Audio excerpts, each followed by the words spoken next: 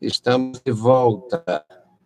Nós agradecemos ao nosso Deus pela sua infinita compaixão, pela sua bondade. Estamos de volta com o programa Unicresce no Ar, edição 326, ano 28.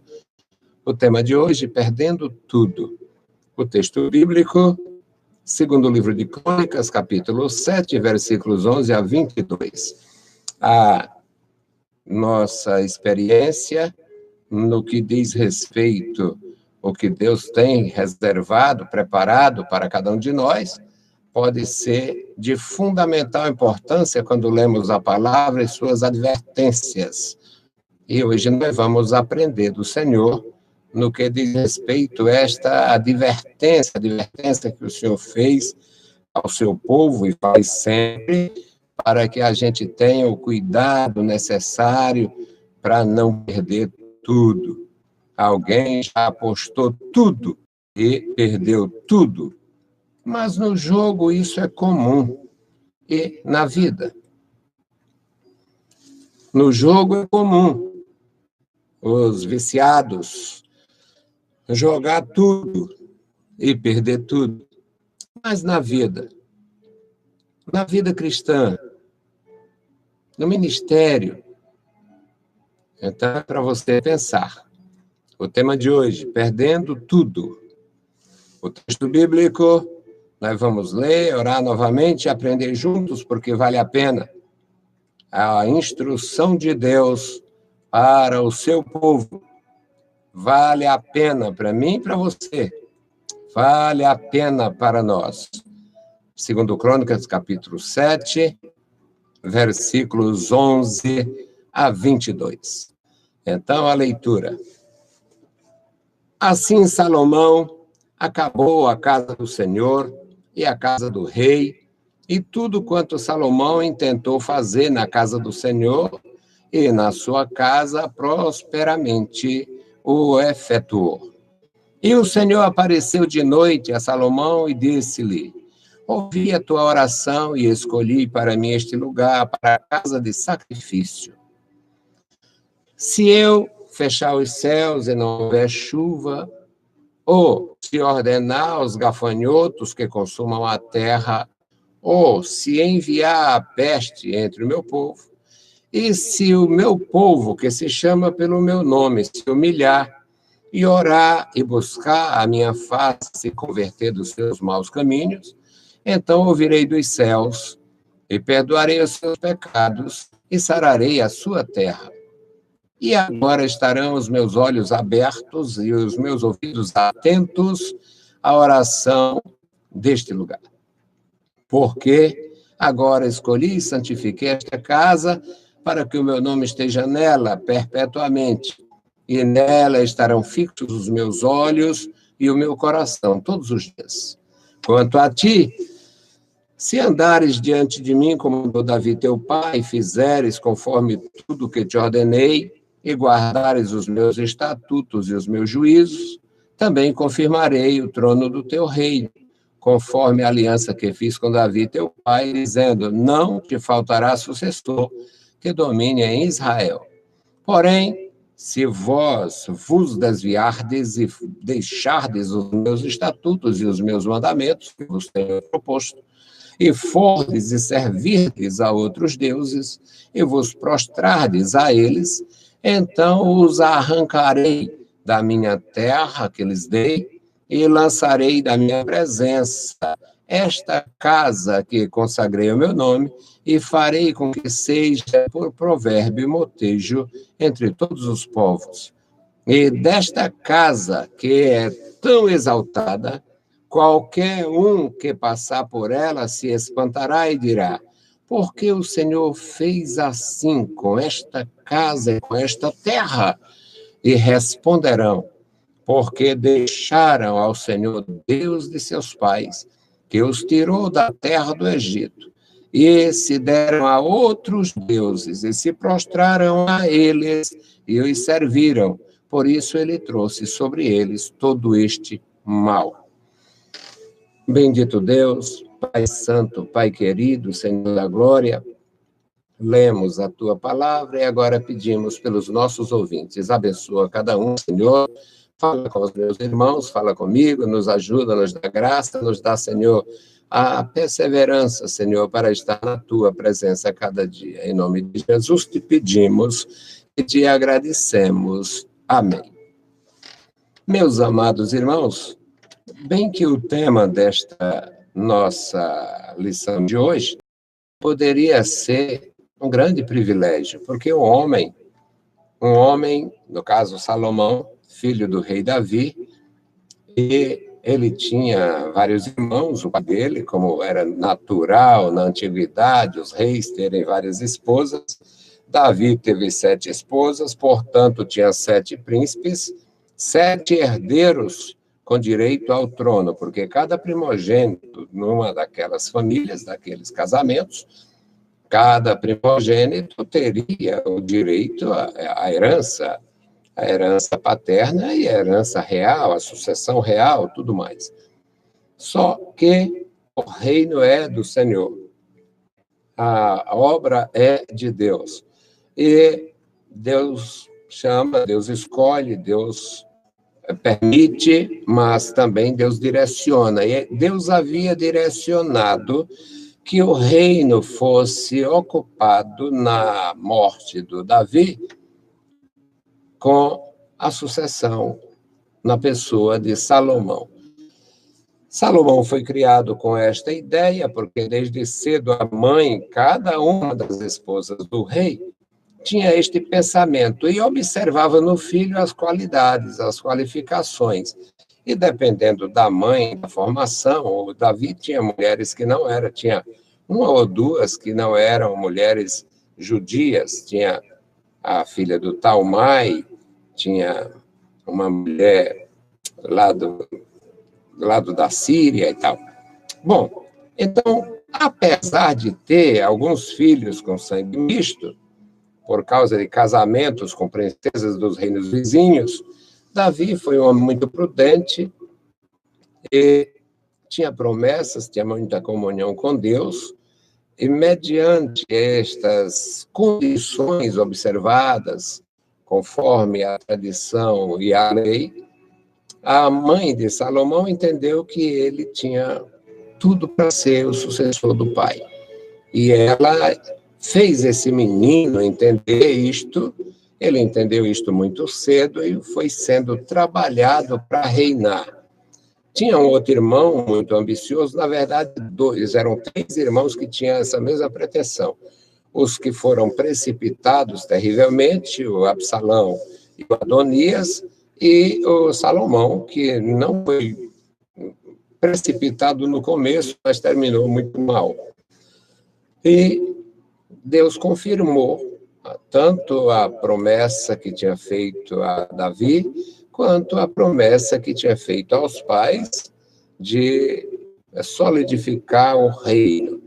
E Salomão começa a reinar, e com muito propósito, a cabeça cheia de boas ideias, o coração cheio de propósitos, ele foi realizar o sonho do pai dele, que era construir um grande templo para o Senhor. A diferença é que no paganismo, que eles conheciam tão bem, os templos eram morada de Deus, porque os deuses eram os próprios homens que criavam, então criavam lá uma sinagoga, lá um templo, lá uma casa, uma capela, uma matriz, e atribuía-se a uma determinada divindade, e para eles aquela divindade morava ali. Na palavra de Deus as coisas são diferentes, então nós sabemos que aquela casa não era morada de Deus, era casa de sacrifício, fica muito claro. E eu adoro aprender, e eu adoro ensinar. Eu acho maravilhoso transmitir esta palavra do Senhor.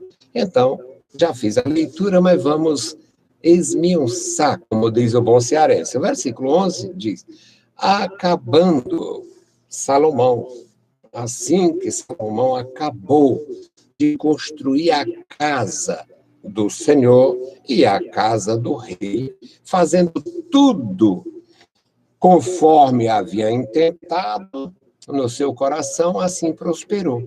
Ele fez tudo conforme aquele projeto. Davi tinha um projeto, tinha a planta do templo, que a crônica chama de riscado. Era uma planta, possivelmente uma planta baixa, mas era chamado na Bíblia de riscado, porque não existia questão linguística, a linguagem dos edificadores, a linguagem da engenharia, não existia. Portanto, eu louvo a Deus pela Bíblia, porque ela se antecipa, e mesmo não dando o nome lá de projeto, de planta baixa, de projeto arquitetônico, mas havia o riscado. E o Davi tinha dito, olha, meu filho, o riscado é esse, faça assim. Não sei quem fez o riscado, também não é o caso. No versículo 12, já que ele tinha feito tudo como havia sido projetado no seu coração e também pelo seu próprio pai, Deus aparece a ele no versículo 12. De noite, na hora que a gente vai dormir, porque tem pessoas que muito buscam o Senhor, que ora, que busca, e essas pessoas, por estarem buscando, elas podem receber a graça, a revelação do Senhor, a orientação, enquanto está buscando, portanto, orando, falando, jejuando, acordado no templo ou em casa. Mas eu gosto de dizer que quando se ora um pouco, Deus pega a gente na virada. Então Deus pegou Salomão na virada. Salomão dormiu e o Senhor apareceu a ele, versículo 12. E o Senhor apareceu de noite a Salomão e disse-lhe, ouvi a tua oração e escolhi para mim este lugar, para a casa de sacrifício. A diferença é básica esta. Os incrédulos, os idólatras, têm o templo como a casa, a morada de Deus. Mas, pelas Escrituras, sabemos que é um lugar para o nome do Senhor, aqui chamado de casa de sacrifício. Agora, o Senhor orienta de forma perfeita sobre a utilidade da casa. Era uma casa de sacrifício, era uma casa de oração, era uma casa de clamor, era uma casa de humilhação, era uma casa de comunicação com Deus. E agora vem o se. Versículo 13. Se eu fechar os céus, ou seja, se houver desobediência, rebeldia, e houver seca, como houve no tempo do Elias, como houve em outras épocas, por causa da provocação dos homens, e não houver chuva, e se eu ordenar o gafanhoto, outra praga que Deus usava, e se eu ordenar os gafanhotos que consumam a terra, e se eu enviar a peste, Deus tem os seus instrumentos de controle.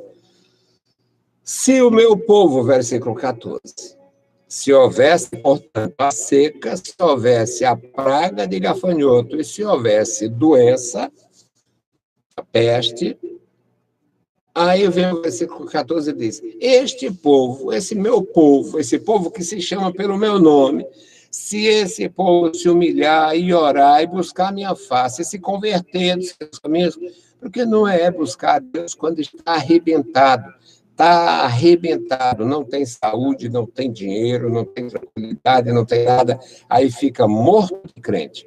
Aí a onda passa, agora tem emprego, agora tem saúde, agora tem uma coisa, aí esquece, vai comemorar por aí, na maldade. Eu vejo isso só todos os dias. Tem alguns indivíduos que fazem isso naturalmente e normalmente, e eu que não boto muito xerém para os pintos, outro dia eu fiz uma doutrina, dei uma doutrina e o tema era esse, me abençoe que eu te abandono. Senhor, me abençoa que eu te abandono. E aí está acontecendo. Tem alguns aí ouvindo, tem alguns online, que foi grandemente abençoado e agora está de costas. Não vai mais na escola bíblica dominical, não vai no culto de doutrina, não vai. Está perdendo tudo porque não tem mais temor. Então, Deus diz na sua palavra para o Salomão, se ele se converter dos seus maus caminhos, então eu ouvirei a sua oração, ouvirei do céu da minha morada, perdoarei os seus pecados e sararei a terra. E os meus olhos estarão, versículo 15, os meus olhos estarão abertos, agora estarão abertos os meus olhos e atentos meus ouvidos à oração deste lugar. A casa estava inaugurada. Estava inaugurada a casa de oração, a casa de sacrifício. O Davi tentou fazer, Deus não permitiu, mas orientou e agora Salomão conseguiu fazer e inaugurar. E Deus solenemente inaugurou e ainda aparece dizendo tudo, dando todas as instruções para aquele rei.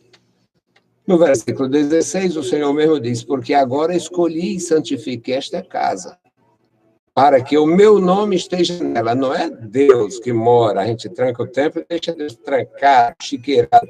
Não é isto. É bom a gente ter noção, ter conhecimento, ter temor, ter juízo. Então, não é uma casa que confina a Deus, é uma casa dedicada ao nome, consagrada ao Senhor, para que o meu nome esteja nela perpetuamente, o versículo 16. E estarão fixos os meus olhos. Nela estarão fixos os meus olhos e o meu coração todos os dias. Era algo grandioso.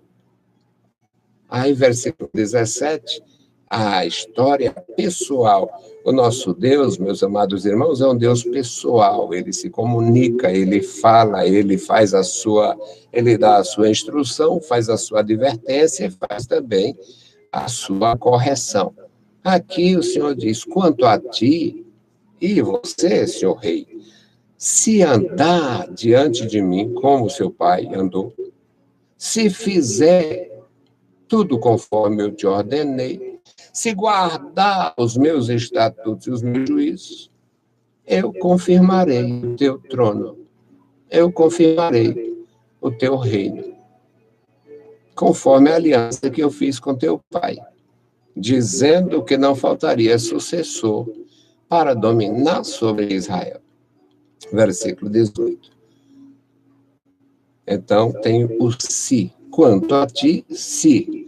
Quanto a você, senhor rei, se você andar diante de mim, se você guardar os meus estatutos, se você respeitar as minhas ordenanças, eu confirmarei o teu reino. Eu disse a teu pai, e eu confirmarei o teu reino. Porém, agora é o pior, e foi o que aconteceu. Versículo 19. Aqui deixa alguns indivíduos, dando aula, eu sou perigoso, e já ia dizendo alguns idiotas, mas não deixa de ser, não, porque idiota, o que é o idiota? O idiota original, na questão dos gregos, era o sujeito que tinha ideias, nem que fossem ideias de juruna, ideias idiotas, mesmo, ideia de maluco. Então, aqui Deus diz, e deixa os idiotas de cabelo em pé. Como é que Deus fez isso? Deus não sabia? Eles ignoram que Deus tem, na verdade, na comunicação com Deus, tem duas vias. Na comunhão com Deus, há duas vias. Na direção de Deus, há duas vias. Deus tem a sua vontade permissiva, ele permite que o cara se arrebente. Mas a sua vontade diretiva é que o cara se preserve, e permaneça, e se prepare, seja prudente, seja grandioso, e seja honrado. Ou seja, Deus permite o pior, mesmo desejando o melhor. Se você aprender, você terá um benefício enquanto viver. O versículo 19 diz, porém, se vós vos desviardes, o reino se desviaria só. Muito difícil. A nação não se desviaria só. O rei é fiel, mas a nação está toda desviada. Praticamente impossível. A nação permanece muito fiel, mas o rei é uma droga. Também era muito difícil, porque uma coisa levava a outra. A família parece sempre com o pai. A empresa parece sempre com o empresário.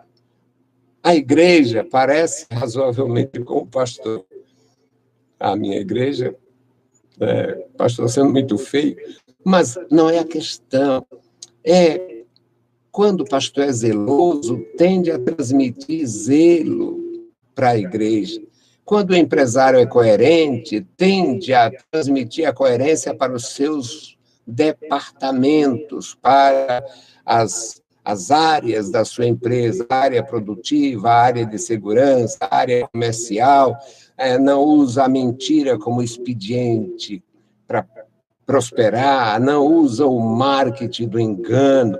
Portanto, a empresa parece razoavelmente com o empresário, a igreja parece razoavelmente com o pastor, assim como a família parece razoavelmente com os pais. E o reino parece razoavelmente com o rei. E Deus diz: se vós vos desviardes, se deixardes os meus estatutos, os meus mandamentos que vos tenho proposto, não é mandado, é proposto. Porque se Deus ordena, ai de quem não fizer. Mas aqui ele propõe, que é para você receber ou não. É isto que acontece com o Evangelho. O Evangelho é o poder de Deus para a salvação de todo aquele que crê. E por que tem 7 bilhões de humanos e pelo menos desses 7 bilhões de humanos, tem 1 bilhão que não anda idolatria nos pés. Não anda. 1 bilhão. E 6 bilhões estão envolvidos com idolatria, todo tipo de prostituição espiritual, todo tipo de embuste. Porque Deus permite a doutrina do diabo. Pode escolher as facilidades dos homens, pode escolher os embustes pastorais, pode escolher a devoção papal, pode escolher as ideias clericais, você pode escolher toda a imundície, toda a prostituição espiritual, toda a imoralidade física. Você pode escolher tudo o que o diabo propõe. Agora, o que Deus propõe é a santidade, é a salvação, é a palavra, é a graça, é a vida longa, é o respeito, é a honradez. Deus propõe glória, vitória, graça. Mas os homens, quando escolhem o pior, perdem tudo. Aí, meus amados, este versículo 19 ainda diz: e se fordes, se vocês forem, se servir Deus, se dedicar aos deuses, aos ídolos, e vos prostrardes diante deles, então vos arrancarei da terra que dei a vossos pais. Vos lançarei da minha presença e lançarei esta casa que consagrei o meu nome. Quanto lamento quando os babilônios destruíram aquele majestoso templo. Quanto lamento. Eu acredito que, além do lamento de quem assistiu, teve também a parte pior, que foi o xingamento de quem destruiu, porque tinha muita coisa folheada a ouro, banhada a ouro, mas dentro era madeira, a arca, por exemplo. Ainda hoje tem malucos que estão procurando a arca, querendo a arca do concerto de Israel. Israel não guardou, não honrou, não prezou a arca como deveria, ela foi levada pelo inimigo, para Deus tirar, banir, arrebentar toda a falsa confiança, porque a nossa confiança não é em instrumentos, a nossa confiança deve ser no Senhor e na sua palavra, e não no templo, não na arca, não nesse... este rolo da lei foi manuseado por Moisés, por Santo. Não interessa, não adianta o manuseio de determinada coisa, a consagração de determinada coisa só tem valor enquanto a gente está servindo a Deus com fidelidade. Aí diz o versículo 20, meus queridos, Deus diz para ele aqui: então vos arrancarei da minha terra, vos lançarei da minha presença, arrasarei esta casa, e quem passar por ela vai balançar a cabeça, vai ficar estarrecido, espantado e perguntar: por que foi que Deus fez isto com esta terra e esta casa?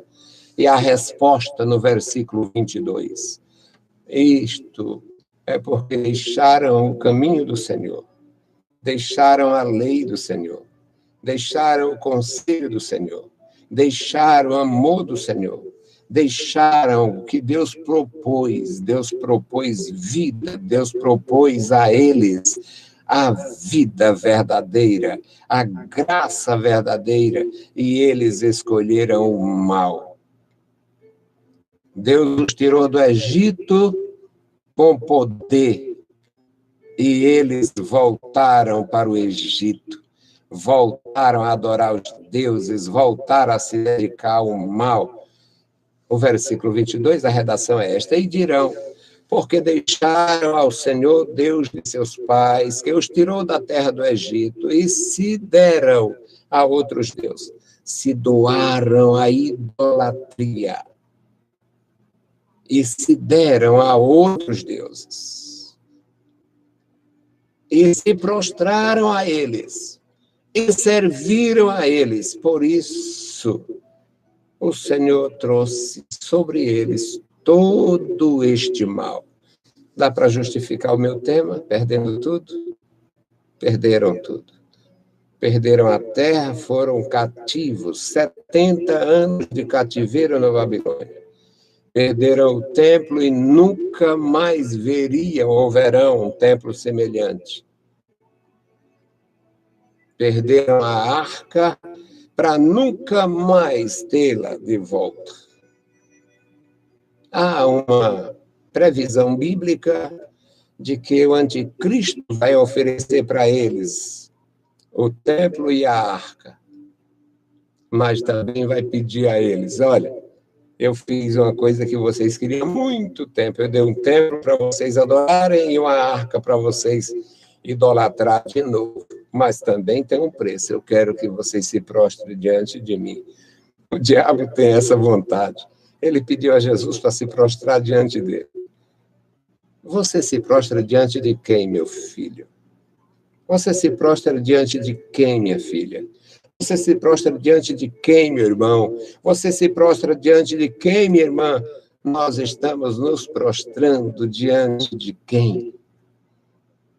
Mediante a resposta, preservaremos tudo ou perderemos tudo.